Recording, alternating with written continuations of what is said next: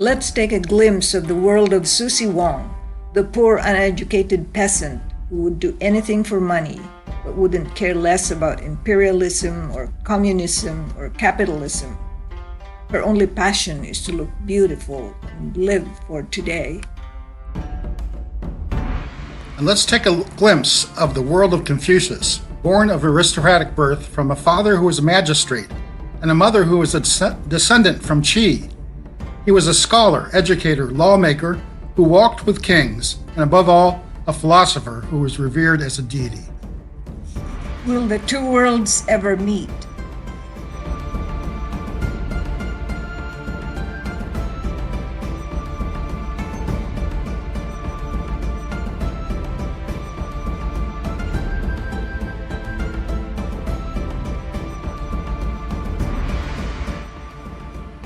Eric and I, my classmate Winnie and her Danish husband Jens are at Tiananmen Square where the action is. Today is a sunny October 10th, or known to Chinese as 10/10. It's heavily decked with red and gold flowers to celebrate 10/10. That's when the Communist Party and the Nationalist Party, now Taiwan, broke off again after fighting together against the Japanese in World War II. It was also the site of Mao's Communist Revolution in 1949. Only Mao Zedong was buried here. The others were cremated. Throughout the 5,000 years of Chinese dynasties, the emperors lived a frivolous life and did not do much to alleviate the peasants' poverty. So the people were ripe for change. In 1949, they embraced communism, which also ruled with an iron hand. In 1989, one brave soul, the Secretary General of the party, inspired students for a pro-democratic reform that was literally crushed, killing thousands. This is the Forbidden City. Beyond the Meridian Gate is the Emperor's secret world with his royal eunuchs. What a lavish life of entertainment by musicians, dancers, gardens of rare plants, and a zoo with exotic animals. His favorite scholars lived inside. Confucius originated the government exam to attain scholarship by merit rather than by royal birth. Here are the living quarters arranged in harmony with the yin and yang. At dinner, the eunuch would present 8 concubines for the emperors to choose from. Could it be Susie Wong tonight? Overlooking Lake Kunming is the summer palace rebuilt by Empress Dowager, embezzling Navy funds. She built this extravagant heavy marble boat for banquets, but it's the slowest boat to China, as it never sailed. The palace is famous for its poetic walkway in the garden and its Hall of Longevity, with murals based on Confucius' saying that the benevolent enjoy longevity. Before she died, Empress Dowager put on the throne a 2-year-old boy as the last emperor of China. Today we drive north to see the 3,700-mile-long construction, zigzagging like a dragon, and massive enough to be seen in space, according to Neil Armstrong. This is the Great Wall. On the hillside, Susie's ancestors did terrace farming of persimmons and walnuts to survive. In 200 BC, the first emperor, Qin Shi Huang, built the 8-meter-high wall by connecting smaller walls using pounded earth. The Ming emperors used bricks, forcing 500,000 peasants and 300,000 soldiers to work under harsh conditions. It's one of the watchtowers added by the Ming. The Great Wall, which has been the symbol and the soul of China, looks imposing on a sunny autumn day. Confucius said that a journey of 1,000 miles begins with the first step. Yes, we climbed the Great Wall, though only 20 of its 2,000 steps. Beyond the Great Wall lived the barbaric Mongols. They invaded with a mighty blow, led by Genghis Khan. But it was his grandson, Kublai Khan, who became the first Mongolian emperor of China. The Ming dynasty ruled for 300 years. We visit the Ming Tombs, facing the water for proper feng shui, which means wind and water. Only the emperor is allowed to wear gold. The robe of 1,000 dragons takes one person 10 years to make. The Ming sacred way of the tomb is lined with 36 animals to wait on the empress in her next life. Susie finds her cat, the lion, to wait on her in the next life. While Confucius finds a philosopher in a contemplative setting by the willow tree, the main tree in China associated with the yin. At the Henan Hotel, look who's here. Cora, my classmate, and her entourage, all obedient to my request to wear red and gold for the color theme. What's for breakfast? Bok choy, xiao pao, porridge, along with eggs, sausage, and toast. Bicycles are the major transport. All you need is good balance. Why, we ask, can't a Chinese bike stand on its own? Because it's too tired. Tonight we're in for a special treat at this restaurant. A Peking duck takes 2 days to prepare. They blow air to separate the skin to make it crunchy. The waitress serves it with shredded cucumber, scallion, and hoisin sauce on a bun. On our free day, we visit a Hutong in a motorcade of rickshaws. A Hutong is an alleyway connecting quadrangles of houses of the locals. The government gets an unemployed wife to cook a Chinese meal for eager tourists, benefiting both parties. She serves prawns on the shell, stir-fried cucumbers, other veggies with little chicken, and converses with Eric in Chinese. We climb the gong tower to see the biggest drum in the world, made of one cattle hide measuring 8.5 feet. The first gong competition of China's youth was in 1996. We learned some funny idioms like no pseudo fetish, which means No superstitious activity. or no sexy service, which means No sexual harassment. that's the students' Chinglish, if you will. This is the Confucius Temple. Here the Western philosopher meets the Eastern one. Confucianism advocates 5 relationships: obedience of the official to the emperor, the wife to the husband, the son to the father, the younger brother to the older, the younger friend to the older. Confucius is intent in acquiring a code of ethics and a knowledge of the rites, music, archery, calligraphy, horsemanship, and mathematics. In Wuhan, we visit the museum by the lake to see the relics of Marquis Yi. Of importance is his 64-piece, 2-tone, 7-note scale set bells covering 5.5 octaves. He was more interested in music than in a concubine. He must have been drawn to Confucius, whose book of music moderates the tempers. We board the Galaxy for a relaxing cruise on the Yangtze.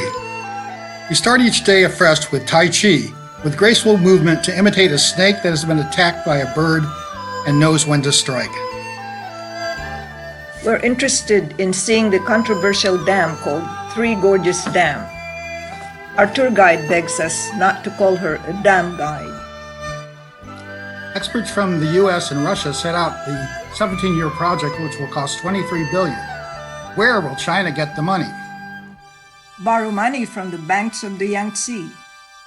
This is the actual ship lock that opened in June 2003 for large barges to pass in 2.5 hours. A smaller boat of 390 feet takes only half an hour, and with the use of an elevator. The powerhouse with 14 turbines is longer than the Hoover Dam, equivalent to 3 nuclear power plants. After the morning tour of viewing the gorges, Eric gorges himself at the dining room. In the afternoon, we relax in the bed as we view the changing panorama of village life in the privacy of our cabin window. The evening belongs to Susie Wong, who cunningly casts a spell on this man. She engages her partner in a cha-cha, reminiscent of the movie The World of Susie Wong. While Winnie leads a line dance for Cora and her friends. On the way to Wushan, we pass by craggy cliffs, where hanging coffins of the Ba people are perched high in the caves. We transfer to a small boat for an excursion to the Danning River. We see a close-up view of a fisherman's life. We pass by Hutong town, whose red soil grows peanuts, potatoes, and sesame. Alas, the water is too low to navigate, so the 4 boatmen put on a harness to pull our boat of 12 people through. With the difficult task done, our boat captain burst into a melodic song in Chinese. Today's a rainy day, but not to worry. Vendors come offering well-built umbrellas for $1. We visit Fengdu, the ghost city. At the gate is a female Buddha. Susie is happy to see women becoming recognized. All enter the gate after death to be sentenced by the king of hell. Do you go left for wealth or right for health? Eric and Vilma go for the middle bridge, whereupon, if they can cross hand in hand in 9 steps, they will love each other forever. Outside the temple, they burn incense to send a message to God. The characters mean only kindness brings peace. Our cruise culminates with Captain's Night. The captain gives us a toast and a special dinner of barbecued spare ribs. We are now in the mountain city of Chongqing, Sichuan province. Soon to be a major business center when the dam opens. It has 26 universities and colleges. Already we see nationwide construction, making the yellow crane the national bird of China. The Sichuan province is the home of the panda, which eats wild ara bamboo, located at 3,000 feet. The government protects its habitat, and local artists donate part of their sales to the panda. It's lunchtime, and what's on the menu? Bamboo. And what's for bedtime snack? Bamboo too. At the park, women in red perform a dance. Retired couples often go to the park for ballroom dancing or take their grandchild for a walk. We now come to the land where 1,000,000 armies laid to rest 1,000 years ago were awakened, thanks to a villager who found them in 1974. This is the town of Xian, and this is Ye, who discovered the terracotta warriors. When digging for a well, Ye found something sticking out. He took the first pot in the shape of a head and used it to store eggs. Who is this emperor that exacted such a monumental task of carving these clay soldiers? He is Qin Shi Huang, a ruthless ruler. He killed thousands of dissidents and Confucian scholars and burned books. Obsessed with death, he believed that the clay soldiers would come back to life and protect him in the afterlife from the people he killed. No 2 faces look alike. Each face matches a true warrior's face. The style of hair, mustache, and attire distinguish each ethnic group. The warriors are arranged in battle formation with 3 rows of vanguards holding crossbows. Behind are 30 chariots of 4 horses each. Here's a kneeling soldier in deep concentration, his hand positioned to hold a crossbow. Here's the high chariot assembled from shards. The emperor used it to inspect the 6 states of his domain. Xian is famous for the wide noodles. The use of chopsticks was introduced in the time of Confucius. This Indian lady opts for the red-hot dish, common in the Sichuan province. We climb up the city wall to get a view of the inner city. This is where the Silk Road began and went all the way to India. The beauty of silk brought a very prosperous trade to foreign countries. Tonight we have a dinner show. We order 15 kinds of pot stickers. Our favorite is the mushroom. In the theater, we see the splendor of the Tang Dynasty recreated in song and dance. The emperor, who's proficient in poetry as well as music, played at his accession. The music imitates the sound of the yellow orioles, which inspired him. The king created a dance based on his dream. He made his favorite concubine dance it.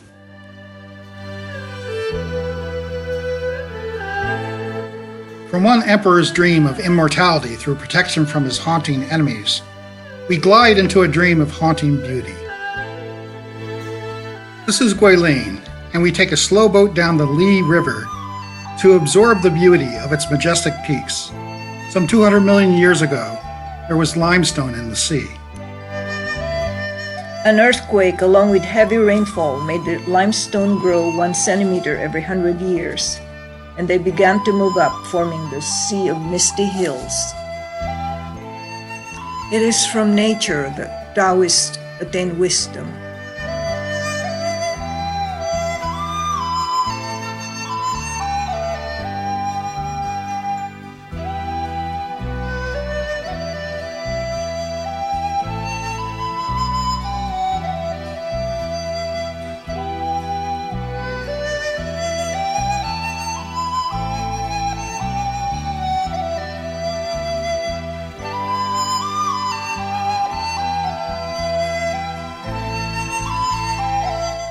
To escape the invading Manchurians, the Ming dynasty moved to Guilin. It was the Ming who introduced the fish from the paddies in the diet. The scenic tour continues in a jeep driven by a woman who understands Eric's elementary English.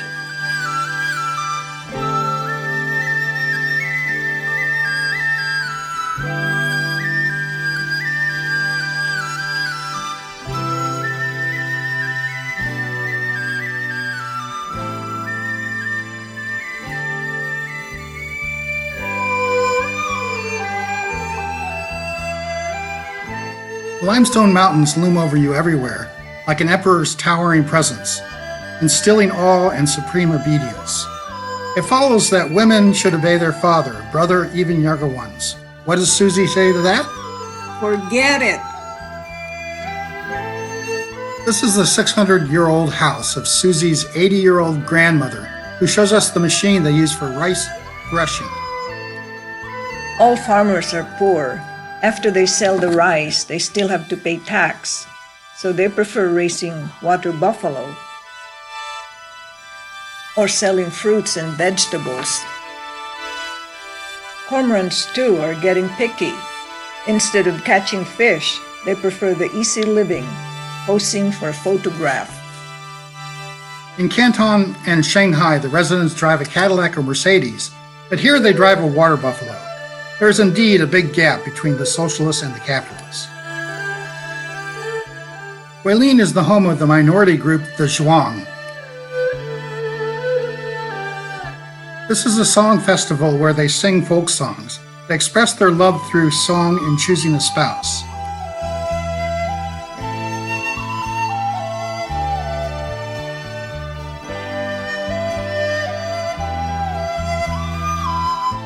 We shall leave this colorful moonlit stage to delve deep into the black moonless night to go fishing with the cormorant.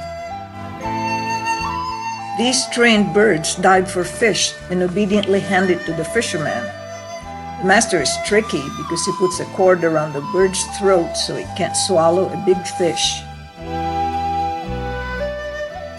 But the cormorant is outsmarting its master by catching the small fish.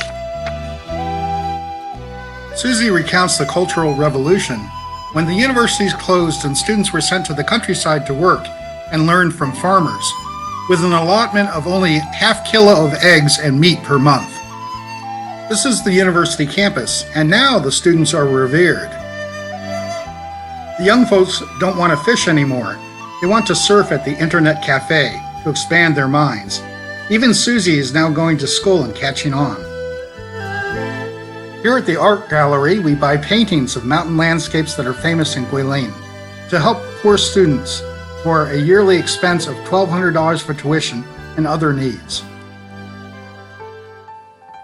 Vilma decides to get our names in calligraphy, not an easy task to communicate. Luckily, a student ushers us to a store to buy red paper, runs us upstairs to the art class. A student writes Eric and Vilma in Chinese ideographs in 2 seconds. A tip? She won't take it. The campus used to be a palace with a peak in the middle, frequented by mountain climbers like Jens up there. The 4 lakes and the Li River served as a moat in World War II when Japan occupied Guilin. The Chinese liked the US, remembering fondly the Flying Tigers, based in Guilin. What a long day of walking. How about a foot massage? Here they do a man-woman massage because there is much more sensual energy. Tiny she may be, but The petite girl that massaged me has a very strong touch. After a foot massage, who'd want to walk? We're chauffeured for a night tour.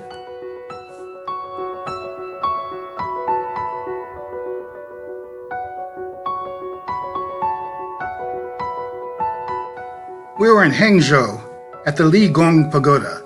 This is where the founder, a Buddhist monk, was buried. His teaching stresses that if you suffer enough here, you'd get enlightenment, to the delight of the rulers who like to control their subjects.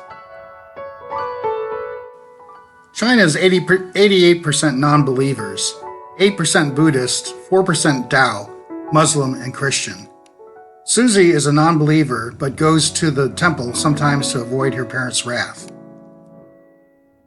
In this town, the centerpiece is the West Lake.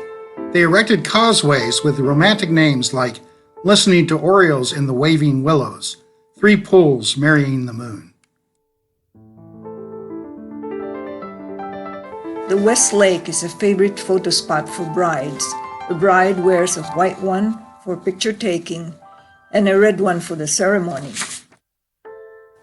Marco Polo was fascinated by the, quote, finest and most splendid city in the world, and by the pleasure-loving inhabitants who are fair and comely, and they clothe themselves in silk. The men are peaceful and know nothing about handling arms, unquote. Hangzhou girls make good wives because they're more obedient. But the roles are reversing. There are house husbands who love to cook and take care of the kid. Outside Hangzhou is the Longjin Tea Farm.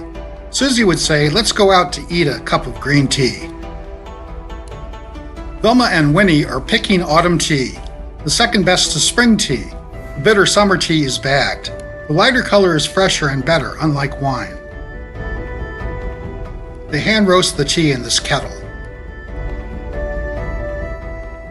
Tea can only be enjoyed in a glass where you see the color and the leaves spreading out. You throw out the first cup, and the third cup is the best.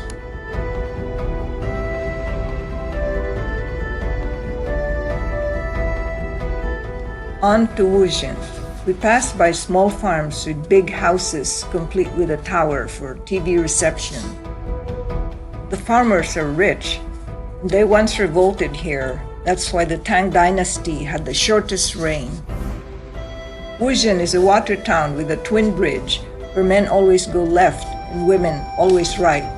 Yes, women always right, Susie boldly says.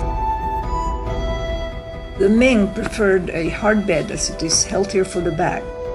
Confucius scholars used tea pillows for a relaxing sleep while preparing for the dreaded government exam. Weddings are arranged with a matchmaker, and this is the bridal limousine. Here, the bride with covered eyes is led by the groom to pay respect to her in-laws. The bride listens to her husband. But now, the stereotype role is changing. The man is now the cook. And what about Susie? She can only cook 2 dishes, egg tomato and tomato egg.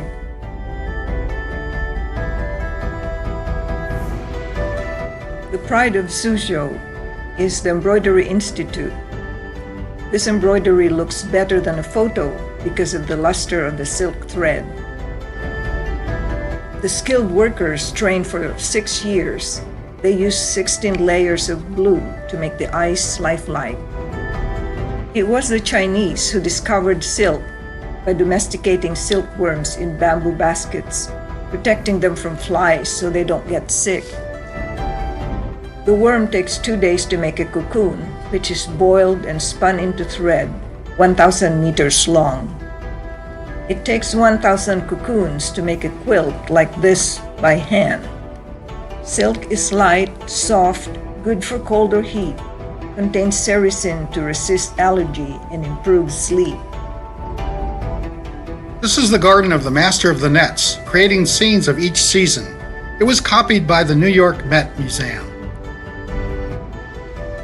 Through the Moon Gate, you find a place to meditate on Confucius' saying, the most important way of studying is to combine study with thinking on your own. Suzhou claims to have the most beautiful women. One thing young women are masters of: acrobatic acts. With whirling plates on hands and feet, they charm their way into your heart.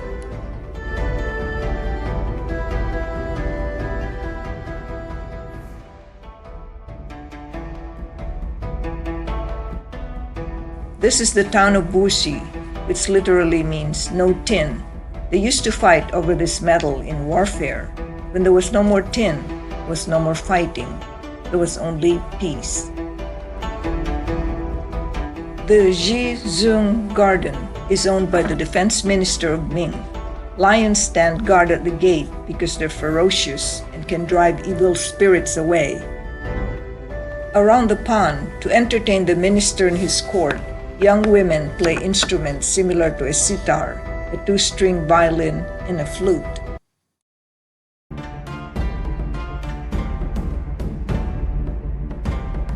In modern Shanghai, a fishing village living up to its name because Shanghai means upon the sea. It has 1.2 million vehicles and 9 million bikes, with a rush hour around the clock.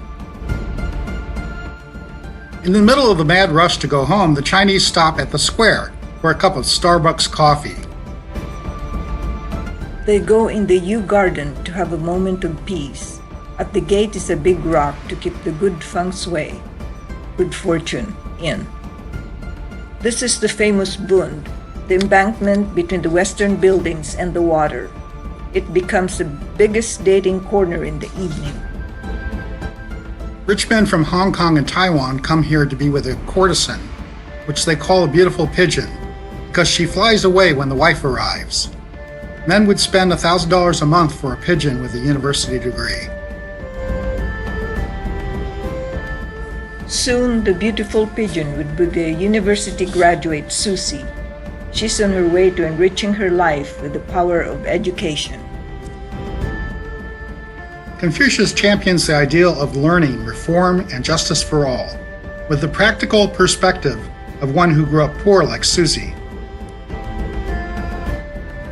The world of Susie Wong Meets the world of Confucius. It is in the university grounds that the modernized and ambitious Susie meets the old, mighty and benevolent teacher, Confucius.